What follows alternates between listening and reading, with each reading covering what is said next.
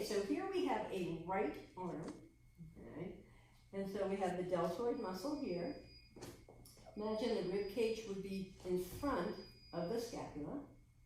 So the muscle that's directly under the scapula, subscapularis, which means under the scapula, okay?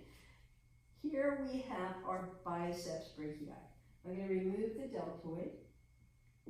So now you can see there's 2 points of origin with the biceps brachii. That's again how it gets its name, okay? And then the biceps brachii is going to come down and cross in front of the elbow and attach onto the radius.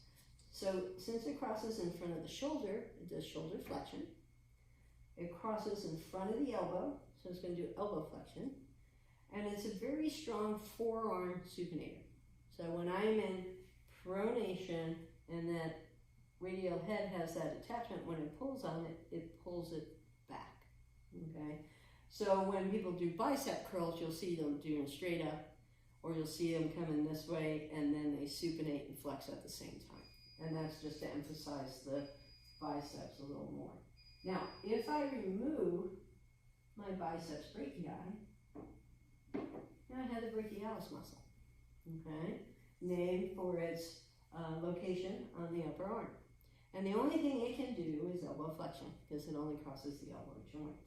Now, in this view, the other muscle we're going to see is right here. This is the brachioradialis.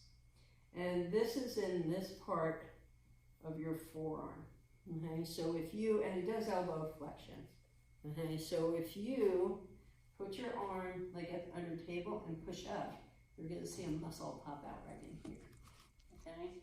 And that's going to be the brachioradialis. Okay? Now I'm going to turn this model around so we can see the posterior structures. There we go. Get this down here. Okay, so if now I'm looking at the arm from the back, this is going to be the triceps brachii. 3 points of origin. So here's one head, the second one, and the third one. Okay? And now I can see my scapula again. Here's the spine. So the muscle above the spine, supraspinatus.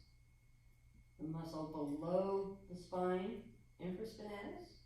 And then right in this area we have the teres major. I'm sorry, the major is back here behind this post actually. And then the teres minor. So teres means straight. So we have a large straight muscle and a small straight muscle. And then again infraspinatus, because it's located below the spine of the scapula, and then the supraspinatus. Okay. So function of the triceps is shoulder extension and elbow extension. So when you see people working out and doing triceps work, you may see them doing just this motion, elbow extension with a weight, or you may see them straightening and coming back with their shoulder. Either one of those is getting triceps. Again, it just depends on what area of the muscle they want to emphasize. So that's this model.